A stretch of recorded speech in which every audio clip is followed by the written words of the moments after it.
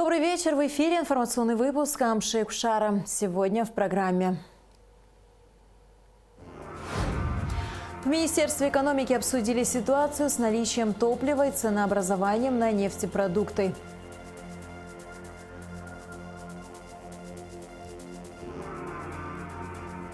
Ученый физик, доцент АГУ Расим Камли отмечает юбилей. Ему исполнилось 75 лет.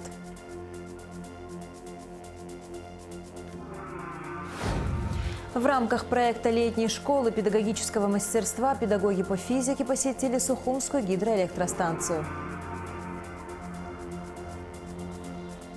В Сухуме прошел 11-й международный турнир по баскетболу среди мужских команд на Кубок памяти Сергея Багапш.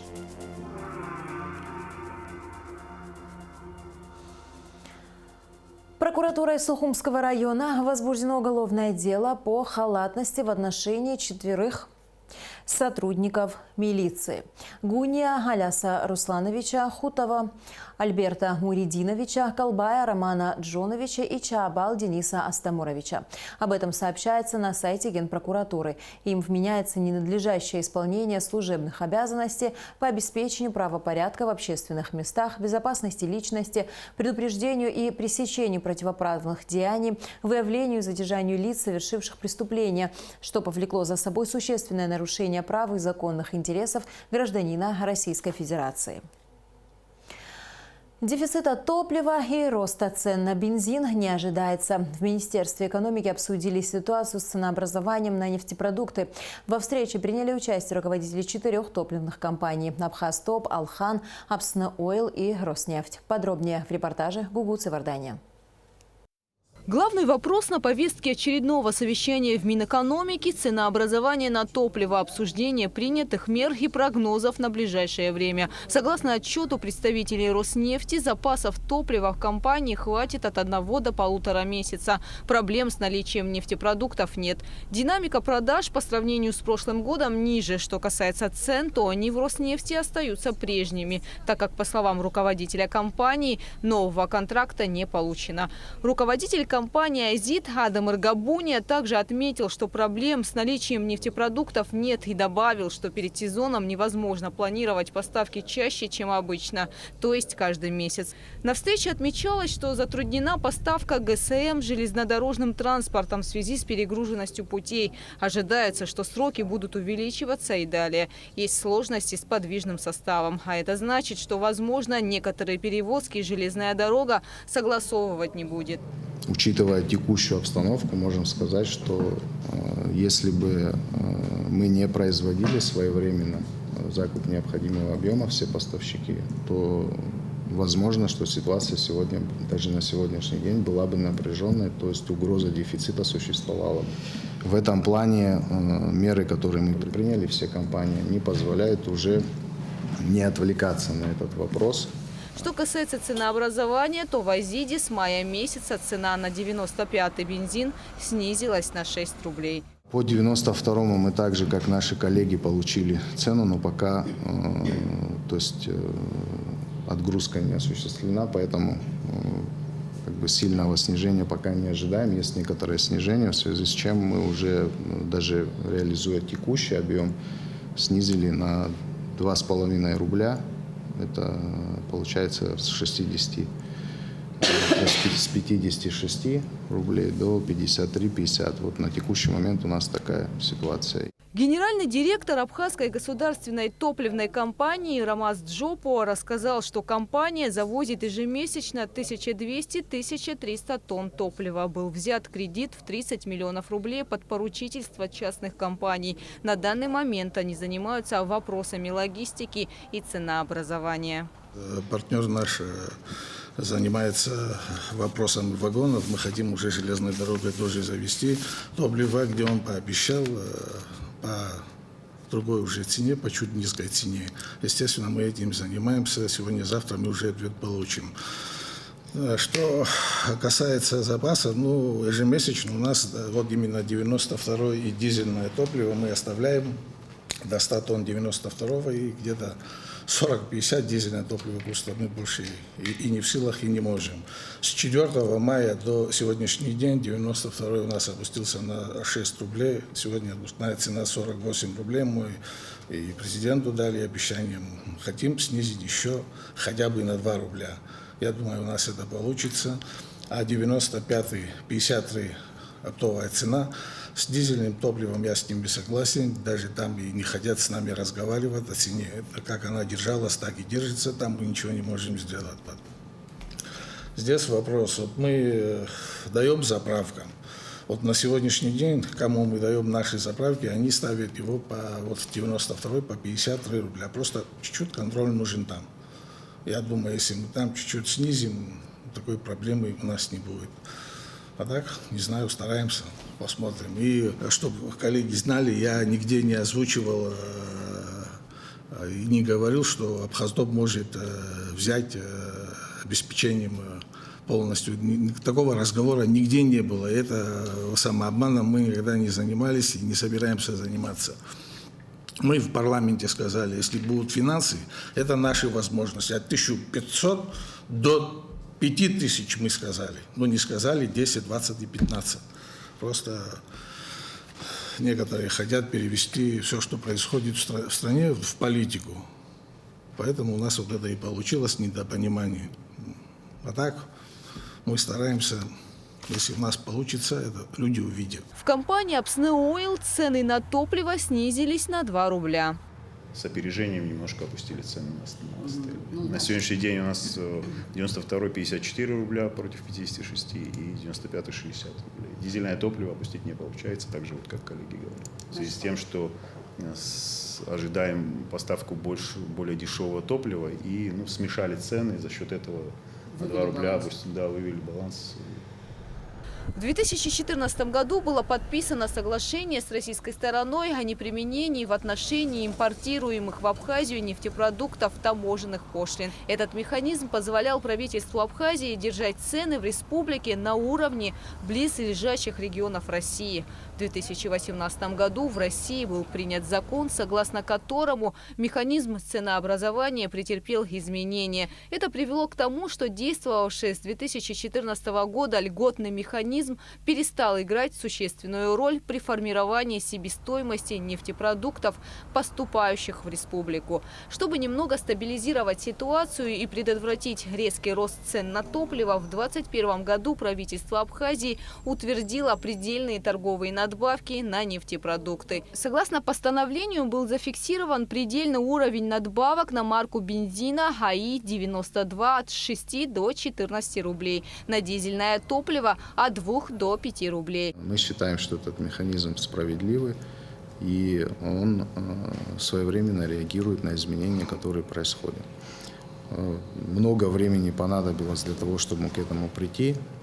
Но, возможно, некоторый негатив, он связан с тем, что мы пока еще только-только начали им пользоваться. Это время совпало со временем, когда начало происходить повышение. Некоторые компании, включая нашу, осуществили снижение, что после того, как будут снижаться входящие цены, эта предельная надбавка, она нас, соответственно, обязывает производить снижение. Я точно так же сказал бы, если у меня были бы заправки. Я мог бы уже регулировать так, как я сам завожу топливо. Все другие компании, наши партнеры, они сами завозят. И у них есть и пистолет. Вот они могут играть по цене, но Абхаздоп не может, у нас не получается. Где-то минус. Конечно. А где-то, да, все правильно. В данном случае Министерство экономики, которое является регулятором, выступило на стороне населения, что очень трудно объяснить, но я думаю, что люди уже начали это понимать. Потому что, ограничив нашу прибыль, в принципе, министерство действовало в интересах населения. Сам принцип, безусловно, правильный. Цифры, которые заложены в постановлении, можно менять и в одну, и в другую сторону. Это уже дело регулятора. Но сам принцип, он позволяет оперативно реагировать на изменения рынка. Мы также, как и все, общаемся с людьми, разговариваем, пытаемся донести. Механизмы экономические очень сложные для того, чтобы их понять в лоб сразу. Но когда ты видишь результат, а для результата было очень мало времени, всего лишь месяц-полтора. Но результат на самом деле дает о себе знать вот за счет того, что цены снизились на АЗС вслед за падением. Это не моментальные процессы. К сожалению, многие думают, что в данном случае на этот процесс повлияло давление. Но нет, политика здесь, да, ни при чем абсолютно. Это чистой воды экономика. Просто иногда некоторые процессы совпадают и кажется, что они имеют взаимное влияние друг на друга. Но в данном случае тут чистая экономика. Нам стали продавать более дешевый бензин, мы стали в соответствии с постановлением его также дешевле реализовывать на АЗС. Ни одного решения правительства о снижении предельных цен на топливо в связи с изменением конъюнктуры рынка и стоимости в той же Российской Федерации не было. При согласовании новой цены, которую сейчас мы будем с вами рассматривать по новым поставкам, вдруг неожиданно через несколько дней, через неделю резкое произошло повышение. Какое-нибудь зеркальное изменение цен в сторону повышения у вас возможно или нет в рамках действующего механизма? До момента реализации того объема топлива, который был куплен по низкой цене и который был согласован с Министерством экономики, повышать цену, соответственно, данный механизм нам не позволил. По словам руководителей топливных компаний, в случае закупа ГСМ по более низкой стоимости цена бензина на их заправках также будет снижена. Гугут Савардани, Алексей Гухава, Абхазское телевидение. Аслан Бжаня выразил соболезнования семье в связи с кончиной кавалера ордена Ахтапша третьей степени, кавалера ордена Леона Заура Адлиба. Заур Кибеевич был настоящим патриотом своей страны, человеком с активной гражданской позицией. Вся его жизнь являла собой пример бескорыстного служения Родине и ее народу. Светлая память о Зауре Кибеевиче всегда будет жива в сердцах тех, кто его знал, отмечается в соболезновании президента. Еще одна печальная новость. Ушел из жизни кавалер ордена Ахтапша третьей степени, заслуженный юрист Абхазской ССР, старший советник юстиции Сергей Дугужевич Бганба. Сергей Бганба – уроженец села Бзыб Гагарского района. Окончил Саратовский юридический институт. В разные годы работал следователем прокуратуры города Сухум, начальником отдела прокуратуры Абхазской ССР, первым заместителем генерального прокурора и помощником генпрокурора Абхазии, транспортным прокурором, советником юстиции, доцент кафедры уголовного права и процесса АГУ. К другим новостям. Культурно-благотворительный фонд «Ашан» объявляет о сборе гуманитарной помощи для жителей ЛНР и ДНР среди предприятий Абхазии, занимающихся оптово-розничной реализацией продовольственных товаров. Сбор и доставка гумпомощи будет проходить при поддержке МЧС. Те, кто готов присоединиться к акции, могут сообщить по телефону 738 88 37. Пункт доставки и сбора гуманитарной помощи расположен в городе Сухум по улице Джонова, 64. Сбор продлится с 4 по 18 июля. Ученый-физик, доцент АГУ Расим Камли отмечает юбилей. Академику Международной академии медико-технических наук и Академии наук экологии и безопасности жизнедеятельности, автору более 40 научных работ по изучению природы электричества, черной дыры, гравитации, исполнилось 75 лет. Наша съемочная группа – одна из первых, кто поздравил Расима Аркадьевича с днем рождения. С юбиляром пообщалась Лаура Капш. Физика – моя жизнь, и этим я живу, говорит ученый-физик Расим Камли. Сегодня мне 75, но чувствую себя на 25 лет, и впереди у меня много планов. С таких слов юбиляр начал беседу. Без физики вообще нельзя жить. Все, что нас окружает, я еще раз говорю, это физика. Чем глубже мы будем знать строение окружающего нас материального мира, тем полезнее для человечества, тем правильнее мы будем с ним общаться, с этой природой нашей. Как устроена Вселенная? Что влияет на трансформацию материи? Некоторые люди с рождения ищут ответы на подобные вопросы. И не просто ищут, экспериментируют. Именно они и становятся физиками. В их числе выходец из села Лахна, выпускник Московского института электронного машиностроения Расим Камли. Ученый с детства увлекался наукой и любил физику. У Расима Камля более 40 научных работ, и некоторые из них опубликованы в авторитетных международных журналах. Ученый-физик сделал 3 фундаментальных открытия. Первое из них – свойства сосуществования материи и антиматерии в микрочастицах, в частности, в электронах. По мнению Расима Аркадьевича, открытие меняет взгляд на структуру мироздания. Ученый утверждает, что оно согласуется с философским законом единства и борьбы противоположностей и не противоречит физическим положениям и законам. Второе открытие Расима Камля касается механизма образования атомов из нейтронов. Там я показал, почему электроны не падают на ядро. По-другому это не скажешь. Фактически это опровергает первый постулат Бора, за который он получил ровно 100 лет тому назад, в 1922 году, Нобелевскую премию.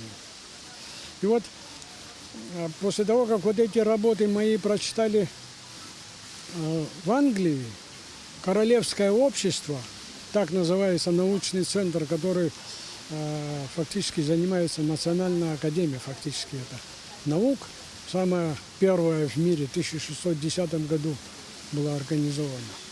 Вот она хотела выдвинуть на Нобелевскую премию. И они сказали, нужно, чтобы он был доктором. Я собрал все материалы, написал докторскую диссертацию и защитился в рамках Академии образования Великобритании, которая в России занимается образовательными программами. Третье открытие связано с природой ядерных сил, сильного и слабого взаимодействия. Сильное взаимодействие ядерные силы, а слабое – это свойство радиоактивности. Почему вообще имеет место. Это настолько просто доказывается, что даже школьник может понять эту работу. Вот многие физики не хотят брать на себя ответственность, выносить вердикт. Но то, что Королевское общество выдвинуло меня на Нобелевскую премию, это уже, я считаю, признание. Абхазский ученый, физик Расим Камля участвовал в 5-й международной конференции по физике в Лондоне, где успешно выступил с научным докладом, который был посвящен природе ядерной энергии. Ядерной энергией пользуемся уже около 100 лет, но природа его до сих пор не была ясна. Не была ясна природа радиоактивности веществ различных. Вот эти все вопросам был посвящен доклад.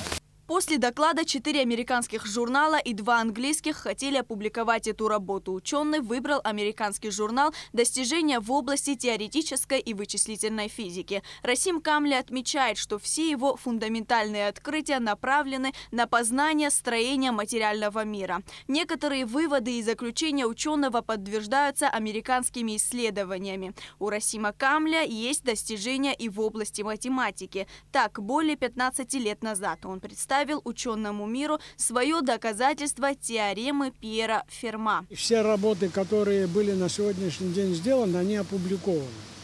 Я жду со дня на день, когда там какое решение примут в Нобелевском комитете. Но там уже был предварительный отбор работ, которые выставлены в этом году. Из 2000 заявок, которые были сделаны в Нобелевский комитет в этом году, отобрали 100 работ. И в эти 100 попали мои работы. В настоящее время Расим Камля преподает в Абхазском государственном университете, а над исследованиями работает дома. В свободное время ходит на море, общается с друзьями, ведь нужно не только работать, но и отдыхать. Находя ответы на некоторые вопросы, открываем еще больше проблем. Это девиз по жизни Расима Камля. Лаура Капш, Константин Парулова, Абхазское телевидение. Ректорат и коллектив Абхазского государственного университета поздравляют с 75-летним юбилеем доцента кафедры энергетической системы агроинженерного факультета, общественного деятеля, кандидата технических наук, академика Расима Камля. Расим Аркадьевич более 40 лет работает в АГУ. Им воспитано не одно поколение специалистов в области энергетической системы. Расим Камля – автор 25 научных работ по изучению природы электричества, а также поиску материи и антиматерии, в том числе 7 изобретений, на которые получены авторские права. Состоялось очередное заседание Президиума Академии наук Абхазии. На заседании были утверждены квоты в очной аспирантуре в Абхазском институте гуманитарных исследований, Институте экономики и права и Институте экспериментальной патологии и терапии. Всего 7 мест. Затем состоялись выборы директора Института экологии. В результате тайного голосования директором был переизбран кандидат биологических наук, почетный доктор Академии наук Абхазии Роман Твар. Министр здравоохранения Эдуард Будба посетил с рабочей поездкой Гагарскую и Гудаутскую ЦРБ, а также Пицунскую больницу. Как сообщает пресс-служба Минздрава, Эдуард Будба проверил работу медучреждений в курортный сезон. В Гагарской ЦРБ состоялось совещание с участием главы районной администрации Юрия Хагуш. Говорили о нехватке медиков. С 1 августа на время курортного сезона в больницу приедет реаниматолог. Кроме того, распоряжением Эдуарда Будба сюда командированы хирурги республиканской больницы. Обсуждался и вопрос создания дополнительной бригады скорой помощи. В Пицунской больнице глава Минздрава осмотрел отремонтированное силами городской администрации помещение для рентгеновского аппарата. Министр отметил, что средства на приобретение аппарата изыскиваются, и в скором времени он будет приобретен. Обсуждался и вопрос открытия стационара. В больнице 25 койко-мест, которые не задействованы из-за нехватки медперсонала. В Гудаутской ЦРБ Эдуард Будба проверил работу компьютерного томографа, которому в ближайшее время предстоит плановое техническое обслуживание. Главврач медучреждения Хаджарат Шамба сообщил, что в больнице находится на лечении 1 пациент с коронавирусной инфекцией. Министр культуры Даур Кови провел видеоконференцию с министром культуры Сирийской Арабской Республики Любане Мушавех. Обсуждались перспективы налаживания связи и развития сотрудничества. Как сообщает пресс-служба Минкульта, была выражена обоюдная заинтересованность в укреплении диалога. В рамках проекта летней школы педагогического мастерства, организованного Управлением образования столицы, педагоги по физике посетили Сухумскую гидроэлектростанцию. Участникам проекта показали станцию и рассказали об ее работе. Все подробности в репортаже Рады Чачава. Среди величественных гор и шумных рек, утопая в зелени, учителей встречает невообразимое место. Именно здесь, благодаря знаниям, усердию и науке, сплетенным воедино, созидают во благо общества. Технический директор Сухумской ГЭС Резо Зантария с первой секунды захватил все внимание гостей, рассказывая о работе и истории станции. Все с интересом изучали внешний и внутренний облик ярко-желтого здания, скрывающего просторные залы. Огромная труба, спускающаяся с крутого холма дамбы, и старенький генератор, который когда-то трудился на ГЭС, в ее лучшие годы также заинтересовали посетителей. Кстати, данный генератор – шведская машина 1946 года выпуска. Он давно ушел на покой и ныне стал своеобразным памятником. Резо Зантария с нескрываемым удовольствием и гордостью описывал каждую деталь станции, подробно рассказывал о ее работе на примере, демонстрируя важность развития науки в жизни общества. Также технический директор поведал слушателям о проделанных восстановительных работах, которые завершились в 2018 году. Практически вот он, машинный зал, который вы видели, на что был превращен в результате боевых действий, в результате послевоенной ситуации, обстановки, которая была. И все фрагменты вы видите здесь. Вот вы въехали в эти ворота. И здесь само здание, на что было превращено, на что было похоже. Без преуменьшения насыщенная экскурсия завершилась не менее интересной лекцией, в ходе которой Зантария не только развернуто и подробно рассказал о гидроэлектростанции, но и подискутировал с педагогами о перспективах развития гидроэнергетики, важности работы преподавателей физики и основных проблемах энергетики в Абхазии. Мы можем сегодня у себя быть самодостаточными, даже в некотором случае иметь избыток электрической энергии для ее реализации вне. Таких станций можно построить много, я как уже говорил, но для этого нужно отнестись бережно, нужна государственная правильная политика, подход. Значение гидроэлектростанций для энергосистемы страны в целом трудно переоценить, ведь именно они вырабатывают чистую электроэнергию, ежегодно предотвращая сжигание миллионов тонн топлива и выброс огромного количества загрязняющих веществ в окружающую среду. Как отмечает Реза Зантария, Абхазия обладает действительно значительным гидроэнергетическим потенциалом, и развитие энергетики во многом должно быть связано именно с гидроресурсами страны. Для этого необходимо привлекать молодое поколение к изучению физики, познанию мира через науку, во благо будущего каждого из нас. Нашу энергетику, в общую энергосистему, ту самую большую энергетику, очень мало специалистов, практически никого не осталось.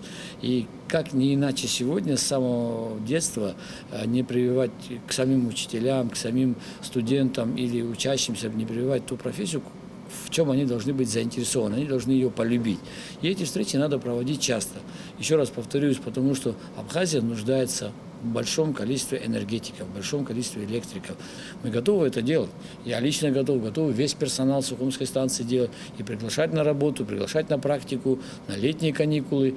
Проект летней школы педагогического мастерства собрал вместе учителей и преподавателей вузов Абхазии и России, которые по завершении экскурсий и лекций поделились впечатлениями об увиденном, отметив не только познавательную значимость возможности побывать на работающей гидроэлектростанции, но и ценность самого проекта, позволяющего обменяться опытом с коллегами и расширить границы возможного. Мы решили не просто им читать какие-то лекции, проводить какие-то практикумы, а показать наглядно, из чего, что можно сделать, как можно сделать. Они, конечно, с теорией все знакомы, потому что они преподают физику. И что такое электрический ток, они все хорошо знают. Но я вас уверяю, что наглядно они не видели, как это действительно получается в жизни. Кроме этого, у нас присутствуют гости из Тамбова, которые тоже с большим удовольствием посетили это чудесное предприятия. Я считаю, что Реза Платонович совершает очень хорошее дело. Он помогает нашему будущему поколению определиться с профессией, выбрать нужный путь, помочь сориентироваться в этом сложном современном мире. Нам были рассказаны, какие перспективы, какое будущее для Республики Абхазия, какие возможности могут открыться, если иметь хороших ведущих специалистов, которые нам же нужно воспитать и вырастить. Уровень организации очень хорош, что слушатели заинтересованы, радостно видеть молодые горящие глаза. И мы надеемся, что сотрудничество между нашим университетом, между нашими городами и вашим педагогическим сообществом будет плодотворным. Никола Тесла часто повторял, что энергия повсюду вокруг нас. И однажды человечество научится получать ее в любой точке Вселенной. Отсылаясь к великому ученому, хочется сказать, что главная энергия жизни – это, пожалуй, знание. И в рамках этой мысли Сухумская ГЭС значительно превосходит любые показатели выработки энергоресурсов. Ведь речь идет не только о мощности в 19,6 мегаватт, но и о том невообразимо важном, что невозможно измерить никакими датчиками. Рада Чачава, Камила Джопуа, Абхазское телевидение. В Сухуме прошел 11-й международный турнир по баскетболу среди мужских команд на Кубок памяти Сергея Багапш, организованный Госкомитетом по делам молодежи и спорта при поддержке сотовой компании «Амобайл».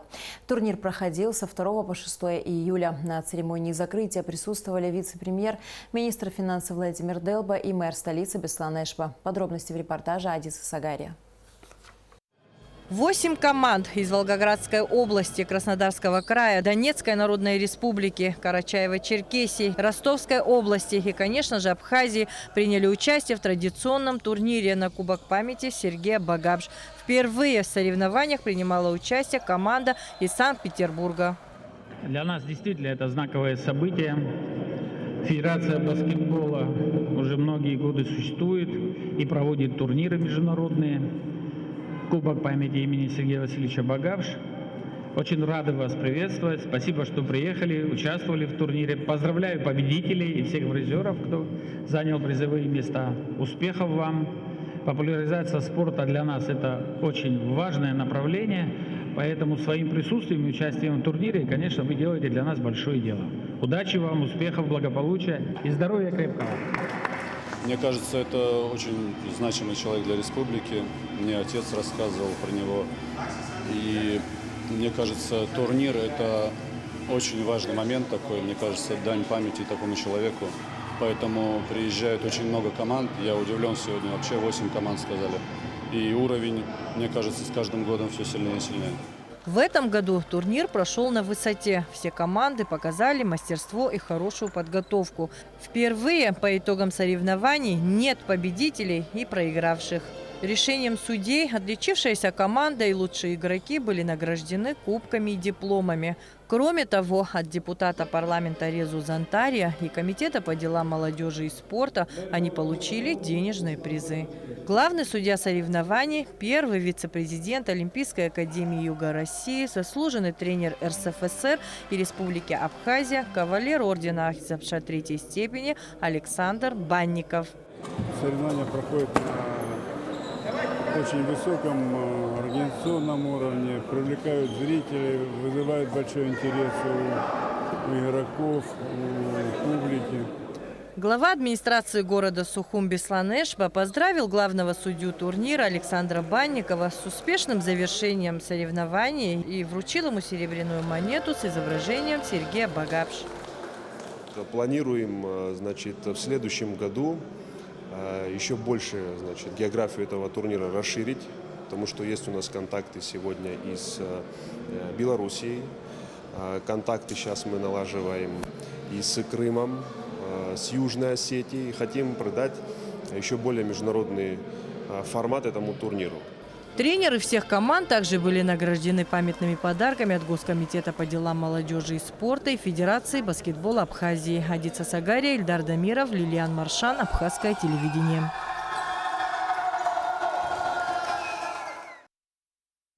9 июля в Пицунде в рамках совместной программы ЕС ПРООН по развитию сельских территорий состоится сельскохозяйственная ярмарка продукции, выращенной и произведенной в Абхазии. Кроме того, будут организованы музыкальная и детская программы. Организатор ярмарки – автономная некоммерческая организация «Центр развития сельского хозяйства и села». Понедельник, 11 июля объявлен нерабочим днем. В субботу, 9 июля, отмечается праздник Курбан-Нехр. В связи с совпадением выходного дня с праздничным, Кабмин принял решение о переносе нерабочего дня на понедельник. И в завершении выпуска о погоде.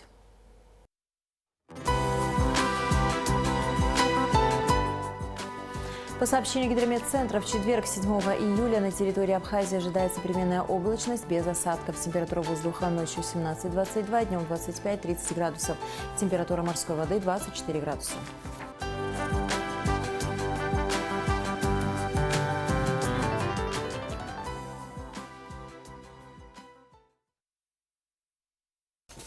На этом наш выпуск завершен. До скорых встреч в эфире.